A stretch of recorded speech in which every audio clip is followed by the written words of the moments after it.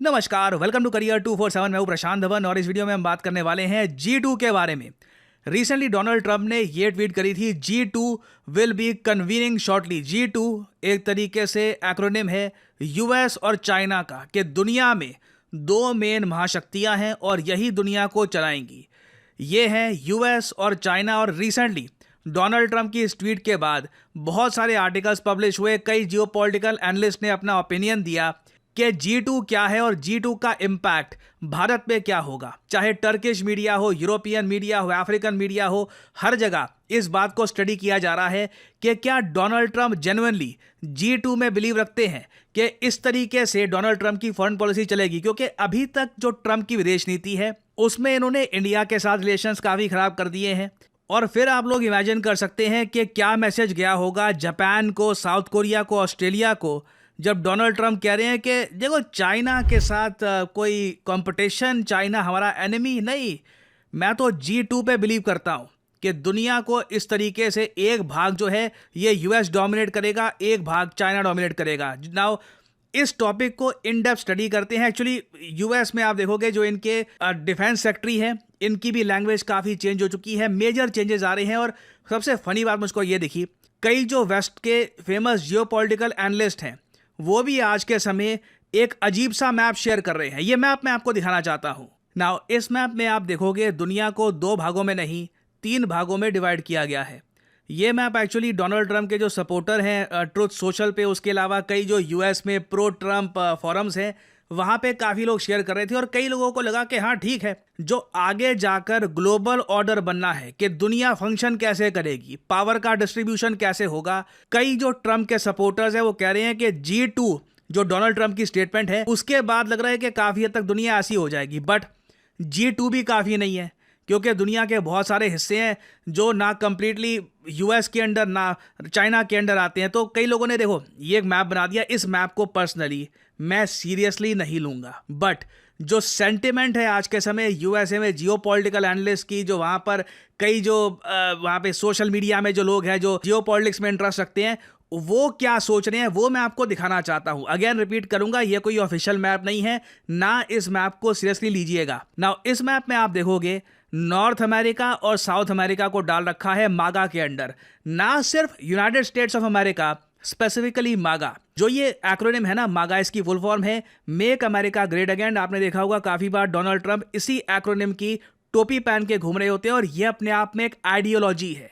मागा के supporters usually आप देखोगे काफी प्रो ट्रंप रहते हैं, काफ़ी रेसिस्ट भी हैं और काफ़ी हद तक ये मानते हैं कि यूएस एक क्रिश्चियन नेशनलिस्ट कंट्री होनी चाहिए। और ये लोग मानते हैं कि जो ये पूरा नॉर्थ और साउथ अमेरिका का कॉन्टिनेंट है ये इनको बिलोंग करता है।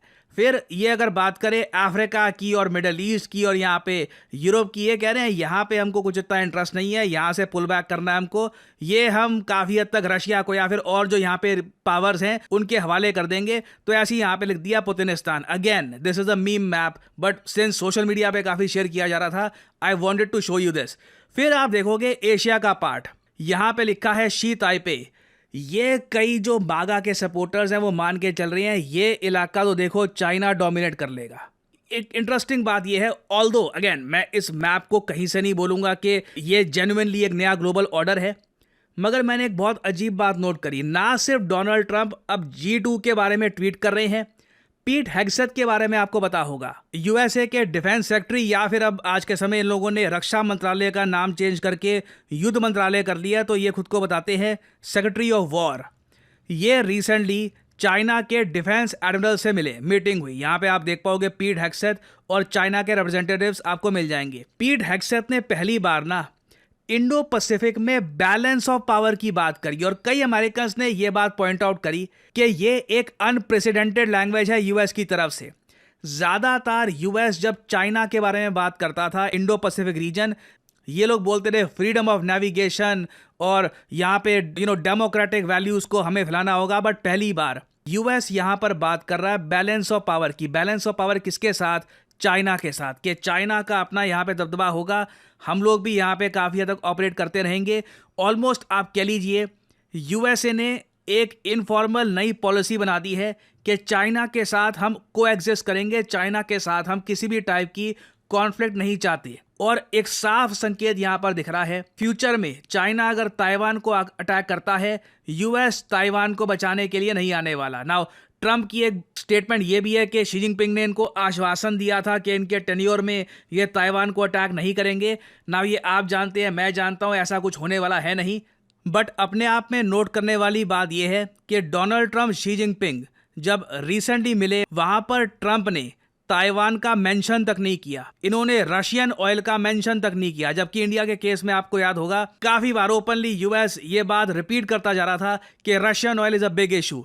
सो क्लियरली यूएस ने डिसाइड कर लिया है कि चाइना को बिल्कुल अलग तरीके से ट्रीट किया जाएगा, ऑलमोस्ट लाइक एन इक्वल, और ये डोनाल्ड ट्रंप की पॉलिसी रहने वाली है। और इंटरेस्टिंग बात देखिए, ये जो G2 वाला कॉन्सेप्ट है ना, ये सिर्फ अपने आप में एग्जिस्ट नहीं करता। आप विकीपीडिया पे जाकर देखोगे तो एक और जियोपॉलिटिकल कॉन्सेप्ट एग्जिस्ट करता है, Chimerica. Literally this is a real concept. कई जो यूएस और यूरोप के फेमस इकोनॉमिस्ट हैं, उन्होंने बताया कि अल्टीमेटली दुनिया चिमेरिका चलाएगा। बट क्वेश्चन यही आता है कि क्या G2 काम कर पाएगा? क्या यूएस अपना इन्फ्लुएंस बहुत ज़्यादा कम करके सेटिस्फाइड होगा? क्या चाइना जिस तरीके से एक्सपैंड करेगा, कल को यूएस इसको एब्जॉर्ब कर पाएगा? क्योंकि जो ये ग्रुप ऑफ टू का कॉन्सेप्ट है G2, इसे एक्चुअली बराक ओबामा ने भी ट्राई किया था अपने टेन्योर में, मगर बराक ओबामा को काफ़ी बड़ा एक फेलियर मिला था। चाइना ने कहीं से भी यूएसए को यह आश्वासन नहीं दिया कि इनका एक्सपेंशन रुकने वाला है। ये मैं आपको रिपोर्ट दिखा रहा हूँ द ब्रुकिंग्स इंस्टीट्यूट की, साल 2011 की। उस वक्त चाइना के प्रेसिडेंट हु जिनताओ और यूएसए के प्रेसिडेंट बराक ओबामा, खूब बात करी गई G2 के बारे में कि जी G2 बनाया जाएगा और दोनों कंट्रीज मिलकर दुनिया को रूल करेंगे। बट माना यह जाता है कि जो मेन प्रिंसिपल्स थे कि चाइना ताइवान पे अटैक नहीं करेगा, चाइना एक्सपैंड नहीं करेगा साउथ चाइना सी पे, बेसिकली चाइना ने यूएस को डिसरिगार्ड करके अपना एक्सपेंशन जारी रखा। फिर ट्रंप की पहली टर्म आई, ट्रंप ने कहा कि चाइना को मैं रोकूंगा ट्रेड वॉर करके। ट्रंप ने ट्रेड वॉर करी। फिर अनफॉर्चुनेटली मैं ये कहूंगा कोविड आ गया। कोविड ने सब कुछ बदल दिया था। आई रियली थिंक, मैं जेन्युइनली ये मानता हूं, अगर कोविड ना आता और ट्रंप कैसे भी करके एक सेकंड टर्म उसके बाद अर्न कर लेते, जीत जाते, और बाइडेन की टर्म बीच में ना आती, आज के समय जो डोनाल्ड ट्रंप हमको दिख रहे हैं वैसे डोनाल्ड ट्रंप ना होते। क्योंकि उस वक्त मुझे याद है काफ़ी हद तक जो ट्रंप की ट्रेड वॉर थी काम कर रही थी, things were going pretty well. But अभी देखना होगा कि डोनाल्ड ट्रंप का जो ये एक नया जुआ है जियोपॉलिटिक्स में, कि जो बराक ओबामा का एक कॉन्सेप्ट था, मैं उसे यूज करूंगा और उसको बेहतर तरीके से यूटिलाइज करूंगा। देखना होगा कि क्या ये जेन्युइनली रियलिस्टिकली पॉसिबल हो पाता या नहीं हो पाता। इसमें again Donald Trump flip flops ही बहुत करते हैं। कुछ महीनों बाद अगर मान लीजिए डोनाल्ड ट्रंप को कुछ ऐसा दिख गया जो इनको लगता है कि ठीक नहीं है, चाइना बहुत ज़्यादा एक्सपैंड कर रहा है, चाइना यूएस की जो हेजेमनी है उसको यूरोप में चैलेंज कर रहा है, और जगह चैलेंज कर रहा है, हो सकता है कि यू टर्न भी ले ले। बट इससे एक बात साफ दिखती है कि डोनाल्ड ट्रंप के जो ये 4 साल होंगे ना, इसमें यूएस की कोई प्रॉपर कंक्रीट फॉरेन पॉलिसी होगी नहीं। सब कुछ बस कुछ 4-5 महीनों में ही बदल जाएगा। एक बार को आपको याद होगा ट्रंप ने यह भी ट्वीट कर दी थी कि शी जिनपिंग षड्यंत्र रच रहे हैं यूएसए के अगेंस्ट, पुतिन और किम जोंग उन के साथ। ये ट्रंप की जो ट्वीट थी ट्रूथ सोशल पे बहुत वायरल हुई थी। अब उसके बाद हम देखते हैं जब ये शी जिनपिंग से मिल रहे हैं तो G2 की बात की जा रही है। So again this is sad. और इस पर थोड़ा हमको यहाँ पर यह भी एक इंसाइट मिलती है कि यूएसए का जो डेट का इशू है ये सिंस लगातार बढ़ता जा रहा है और ट्रंप को इसका कोई सोल्यूशन दिख नहीं रहा। इन्होंने इलॉन मस्क के साथ मिलकर यूएसए सरकार के खर्चे ये कम करने का प्रयास किया, मगर वो भी काफ़ी हद तक फेल हो गया। आपको याद होगा स्टार्टिंग में डोज के बारे में खूब सुनने को आता रहा कि जी ये डोज यूएस गवर्नमेंट का खर्चा काफ़ी कम कर देगा। अब इलॉन मस्क गायब है, डोज गायब है, कोई उसके बारे में बात नहीं करता। It's all done and dusted. So आने वाले समय में एक बड़ा जियोपॉलिटिकल इवेंट तो बिल्कुल होगा। डी-डॉलराइजेशन जब इवेंचुअली होती है तब देखना होगा कि डोनाल्ड ट्रंप क्या ये G2 वाले कॉन्सेप्ट पे बने रहते हैं या फिर कोई ये नई फॉरेन पॉलिसी लाते हैं। फॉर द टाइम बीइंग अभी के लिए मैं आपको बता दूं यूएस एक बहुत ज्यादा अनस्टेबल पार्टनर है because it is being ruled by N unstable person. और इंडियन पर्सपेक्टिव से अगर हम बात करें तो हमें यह इंश्योर करके रखना है कि दुनिया G2 में ना बढ़ जाए, दुनिया मल्टीपोलर रहे। बहुत सारे पावर के पिलर्स होने चाहिए, दुनिया में प्रॉपर डेमोक्रेसी होनी चाहिए। जो ये डुओपोली की बात कर रहे हैं, आपने सुना होगा ना इसके बारे में इकोनॉमिक्स में। एक तो होती है मोनोपोली के एक कंपनी का डोमिनेंस, फिर होती है डुओपोली। डुओपोली बहुत कॉमन है, वहाँ पर क्या होता है, दो कंपनीज आपस में ये अंडरस्टैंडिंग बना लेते हैं कि बाकी सारी छोटी कंपनीज को ये मार्केट से निकाल देंगे, मार्केट में बस दो प्लेयर्स रहेंगे, वही दोनों आपस में compete करेंगे या फिर काफ़ी हद तक कोऑपरेटिव तरीके से कोएग्जिस्ट भी करेंगे। तो हमें बिल्कुल वर्ल्ड में भी फ्री मार्केट चाहिए, हम एक डुओपोली नहीं चाहते। और आई थिंक जो ये ट्रम्प की G2 वाली कमेंट है ना, ओपनली जो इन्होंने कमेंट करी है, इससे सीक्रेटली कई कंट्रीज की विदेश नीति की जो ट्रेजेक्ट्री है ये भी चेंज होने वाली है आने वाले टाइम में। तो कुछ अपडेट्स होती हैं, I will keep on making updated videos for you all. Finally यहाँ पे आप लोगों से मैं एक सवाल पूछूंगा। ब्रिटिश इकोनॉमिस्ट हैं जिम ओ'नील, बताया जाता है इन्होंने एक बहुत ही फेमस इंटरनेशनल ग्रुप का जो एक्रोनिम है ये सबसे पहले इंटरनेशनल मीडिया के सामने रखा था। आपको यहाँ पर यह बताना है कि जिम ओ'नील के हिसाब से, जिम ओ'नील के आइडिया पर कौन सा जियोपॉलिटिक्स में नया ग्रुप सामने आया।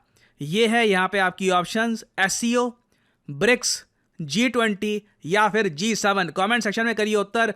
जो लोग देंगे सही आंसर उनकी कमेंट को मैं दे दूंगा हार्ट, ताकि बाकी लोग समझ पाएं कि सही उत्तर क्या है। आज के समय में प्राउडली कह सकता हूं कि करियर 247 के स्किल्ड बेस्ड कोर्सेज के दम पर कई लोग जॉब्स प्राप्त कर चुके हैं। हम बहुत ही जल्द टेस्टिमोनियल्स भी अपलोड करना स्टार्ट कर देंगे वीडियोस में।